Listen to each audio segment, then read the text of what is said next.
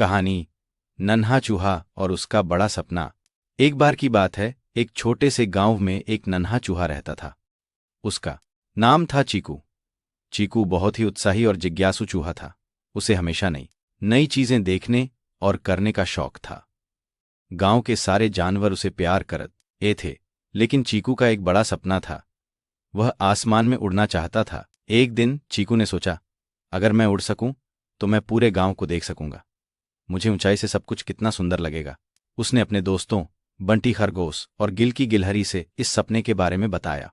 चीकू, तुम चूहा हो, चूहों को उड़ना नहीं आता, बंटी ने हंसते हुए कहा। लेकिन मैं कोशिश करूंगा, चीकू ने दृढ़ता से कहा। मुझे कुछ ऐसा करना होगा जिससे मैं उड़ सकूं। उस दिन चीकू ने उड़ने के लिए एक योजना बनाई। सबसे पहले उसने बंटी और गिलकी से मदद मांगी। गिलकी ने कहा, मैं तुम्हें कुछ पत्तों से एक पैराग्लाइडर बनाकर दे सकती हूं।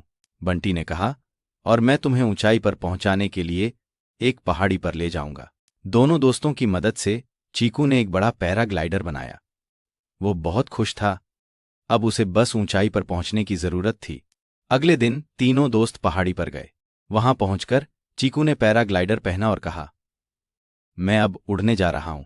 बंटी और गिलकी ने उत्साह से कहा, चलो चीकू, तुम कर सकते हो। चीकू ने गहरी सांस ली और पहाड़ी से कूद पड़ा। पहले तो उसे बहुत डर लगा, लेकिन फिर उसने पैराग्लाइडर को फैलाया। वह धीरे धीरे नीचे की ओर उड़ने लगा। मैं उड़ रहा हूं, चीकू चिल्लाया।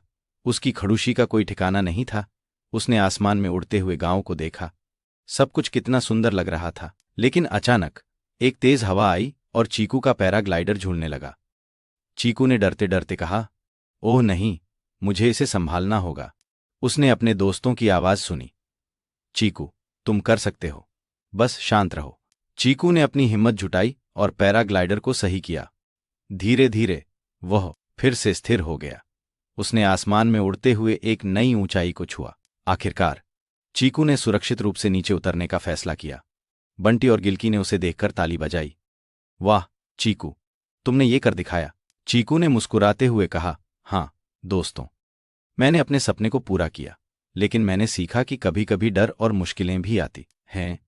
जब हम कोशिश करते हैं और दोस्तों का सहारा लेते हैं, तब हम सब कुछ कर सकते हैं। उस दिन से चीकू ने अपने दोस्तों को सिखाया कि सपने देखने से ज्यादा जरूरी है उन्हें पूरा करने की कोशिश करना।